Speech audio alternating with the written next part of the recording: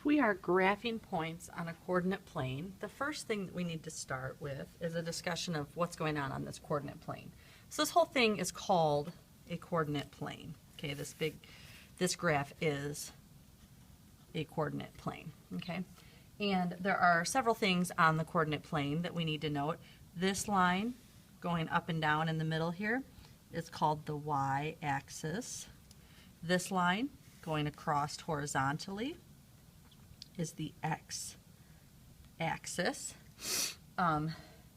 There are 4 areas of this coordinate plane. There's the stuff to the top right, bottom left, top left.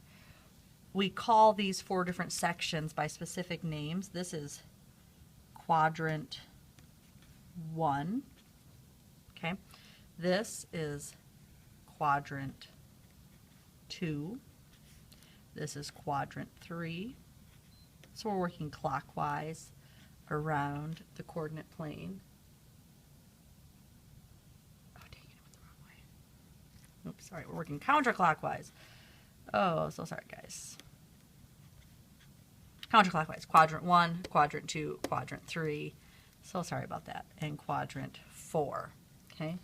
And then right here, this spot right here, we call that the origin. Get my hand out of the way.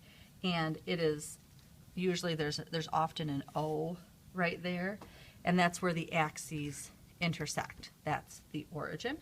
So when we are using a coordinate plane, we'll often have ordered pairs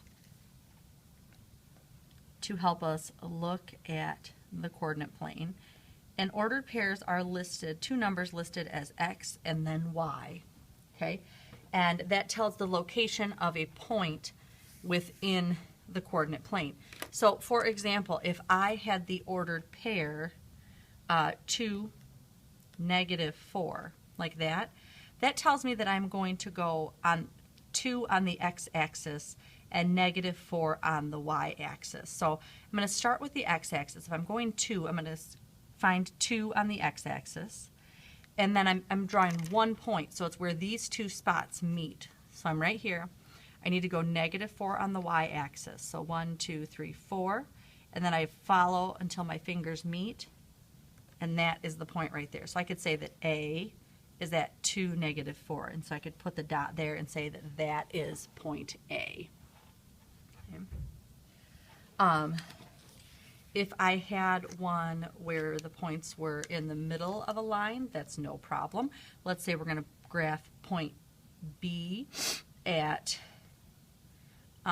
let's put it at -2.5.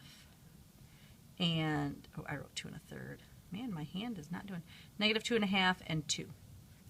All right, that means I need to go on the x-axis because x always comes first. I'm going to go -2.5. Well, here's -2.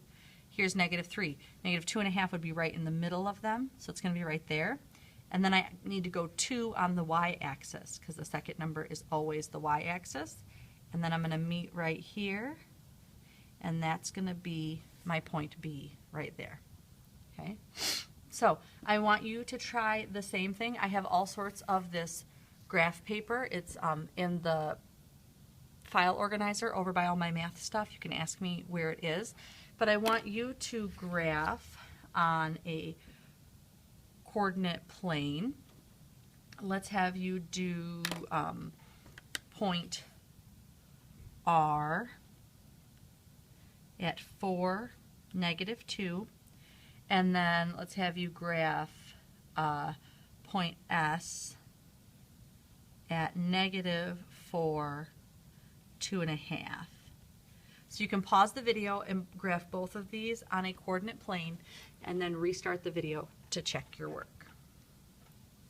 Okay, so for point R, I'm going 4 on the x-axis, so 1, 2, 3, 4, it's +4. And then I have to go -2 on the y-axis. So I'm going to go down -2 on the y-axis. Where those meet, this is where you should have put your point R. And then for S, we're going -4 on the x-axis because the first number is always x, so that's here. And then +2.5 on the y-axis, so that's going to be between 2 and 3, so it's going to be right here is where you should have put your S.